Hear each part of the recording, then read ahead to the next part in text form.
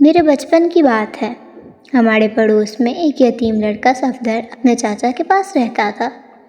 پڑھنے لکھنے کا اسے بالکل شوق نہیں تھا۔ سارا دن پتنگ بازی اور دوسرے فضول کاموں میں گزارتا اور شرارتیں کرتا۔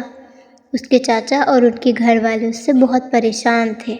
میٹرک میں 2 بار فیل ہونے کے بعد جب تیسری مرتبہ بڑی مشکل سے اس نے میٹرک پاس کیا تو اسے ایک دفتر میں نوکری دلوا دی گئی۔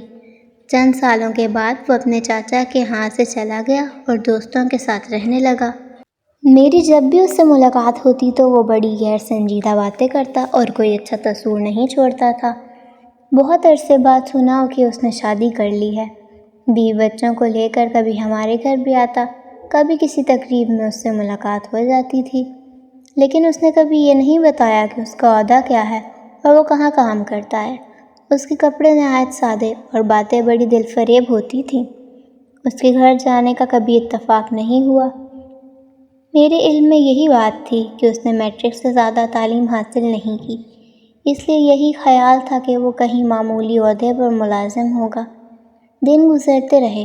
ایک دن پتہ چلا کہ چند مہینے پہلے راولپنڈی میں صفدر کی بہن کا انتقال ہو گیا، تو میں نے سوچا صفدر سے تعزیت کی جائے۔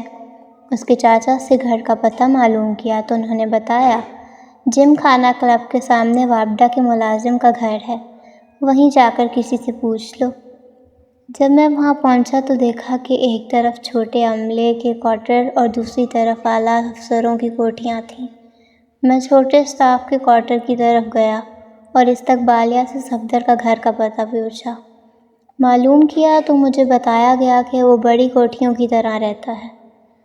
میں اس طرف گیا اور وہاں کے استقبالیہ کلرک سے پوچھا، صفدر صاحب کا پتہ معلوم ہے کیا؟ اس نے انٹرکام پر صفدر صاحب سے رابطہ کیا، میرے بارے میں بتایا۔ وہاں سے جواب آیا، ان صاحب کو بھیج دو۔ جب میں اس گھر کے قریب پہنچا تو دیکھا کہ میں گیٹ پر لگی ہوئی تختی پر مرزا صفدر بیگ ڈائریکٹر جنرل لکھا ہوا ہے۔ مجھے اپنی آنکھوں پر یقین نہیں آیا کہ جس شخص کو میں ایک معمولی ملازم سمجھ رہا تھا وہ اتنا بڑا افسر تھا اور طبیعت میں اتنی سادی اور انکسیر۔ جب میں اس سے پوچھا کہ تم اتنے بڑے عہدے پر کیسے پہنچے، کیونکہ ہمارے زمانے میں تو تم میٹرک پاس تھے، صفدر نے بتایا، جب میں نوکری کی تو دفتر میں میرے ساتھ ایک ساتھی تھا جو دفتر کے کام سے جیسے ہی فارغ ہوتا تو کورس کی کتاب میں پڑھنے لگتا۔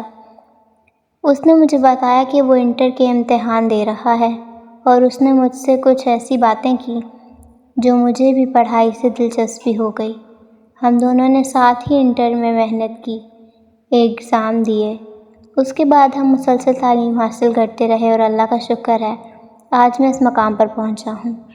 میں نے اس سے کہا، اتنے بڑے عہدے پر ہوتے ہوئے بھی تم نے کبھی تکبر نہیں کیا اور نہ اپنے عہدے کے بارے میں کسی کو بتایا۔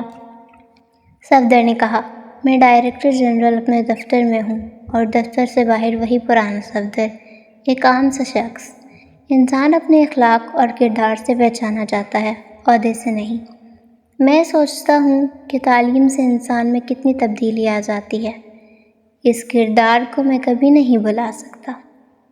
اگر آپ کو یہ کہانی اچھی لگی ہو تو میرے چینل کو لائک، شیئر اور سبسکرائب کریں۔